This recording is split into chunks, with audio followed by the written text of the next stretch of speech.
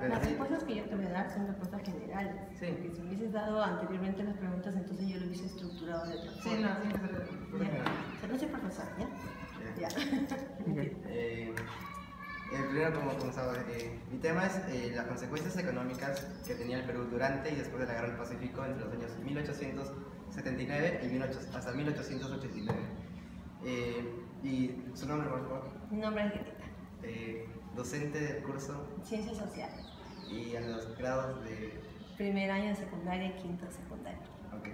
La primera pregunta es, ¿cuáles fueron las consecuencias económicas de la Guerra del Pacífico? Ya. Algunas de las consecuencias económicas que se dieron durante la Guerra del Pacífico, en primer lugar a nivel social. Las personas no tenían los recursos necesarios para poder satisfacer sus necesidades, por lo mismo que las actividades económicas se vieron afectadas, ya que en toda guerra, como nosotros sabemos, las personas en primer lugar tienen que ir a participar en la guerra. De ir a participar en la guerra, obviamente dejan descuidado la parte de la actividad económica, ya sea la agricultura, la ganadería, el comercio y otros más, ¿verdad? Y a nivel nacional también, porque tendría que gastarse dinero, invertirse dinero para poder armarse, para poder enfrentar esta guerra. Aunque la Guerra del Pacífico tiene algo especial, ¿verdad? Solamente, prácticamente el Estado bien estructurado solamente hace frente a la guerra durante un año, más la guerra dura más años, ¿no? Dura mínimo sus 4 años, y es más, según Andrés Sabino Cáceres, dura 5 años, en su libro lo dice, ¿no? Entonces, una de las consecuencias económicas, como vamos a precisar, entonces es para la sociedad que no tenía cómo abastecerse. ¿Sí? Y a nivel nacional, obviamente, cuando hay actividades económicas, cuando se produce, obviamente el PBI también llega a subir, y este PBI se encarga el gobierno, lo dispone para realizar obras, lo dispone para pagar servicios, escuelas, etc. Y todo esto se vio afectado, obviamente, durante esa época. Okay. La segunda pregunta sería, ¿de qué manera afectaron las consecuencias a la economía peruana posguerra? Posguerra. O sea, después de la guerra. Pero ¿esa no sería una pregunta parecida a la primera? Sí, pero me la dieron. ¿Te la dieron así? Bueno, posguerra. Repetirte lo mismo ya no sería, ¿no? Después de la guerra, como estábamos en crisis económica, como estábamos nuestra moral estaba por los suelos, y políticamente también estábamos muy mal, ¿no? Porque no es que se haya elegido a un presidente como lo elegimos ahora, ¿no? Por el grito de montaña y todo eso, decíamos que Iglesias subió al poder. Entonces lo que se buscó en ese momento, después de la guerra, es cómo hacer para poder levantar nuevamente, levantarnos económicamente. Y en esas épocas, después de la guerra, después de que Andrés Sabino Cáceres ya presidente, gobiernos, etc., se vino a darse la República Aristocrática.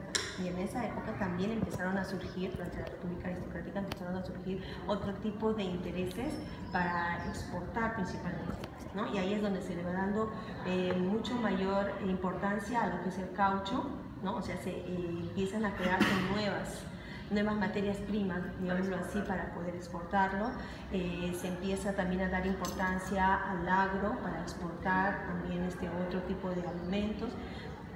Todo evento histórico tiene sus pros y tiene sus contras, ¿no? Y lo positivo, quizás podría decirse que en esa desesperación que tiene la sociedad por mejorar o por salir de la situación en la que está, en que piensa a darse alternativas de solución, ¿no? Y esas alternativas de solución quizás vinieron por parte, ¿no?, de las nuevas materias primas para exportar, como lo vemos en la exportación del algodón, la exportación del azúcar, del caucho y de otro tipo de productos más, ¿no? Entonces, no es que haya sido buena la guerra, sino que lo bueno es que las personas, al encontrarse en esa situación, es que sacan de sí mismo nuevas cosas para hacer, ¿no? Y no podría decir las consecuencias económicas, ¿no? Bueno, a mí me parece que eso sería más puntual lo que tendría que ser con respecto a la posguerra.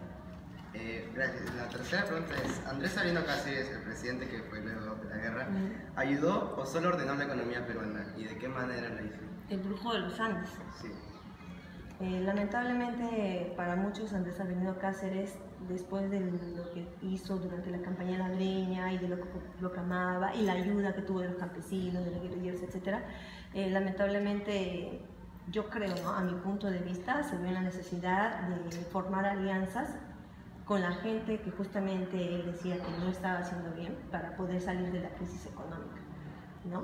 Nos encaminó a cierto punto, pero lamentablemente no cumplió con las expectativas. Entonces sería que solo ordenó la economía más. Solamente. No la llegó a impulsar. A mi parecer así es. Ok, y la última pregunta es, ¿cuáles fueron las peores decisiones tomadas por parte de los políticos en ese tiempo? Las peores decisiones, ¿estás hablando momento durante o después? Bueno, para mí la peor decisión de los políticos es no hacer un frente común ante la invasión de los chilenos, para que podamos nosotros encaminar a la defensa nacional. Cada uno se fue por su lado, cada uno a lo que me convenía a mí. Si yo le ayudo al otro, no me conviene a mí, no, mejor no te ayudo y no hago nada, ¿no? Y clarito se puede ver, según lo que dice Andrés Avelino Cáceres, también su esposa en los libros y otros libros más, los etnocaceristas, y eso se puede ver principalmente en la batalla de Huamachuco, porque esa batalla de Huamachuco era una batalla pero que era precisa, ¿no?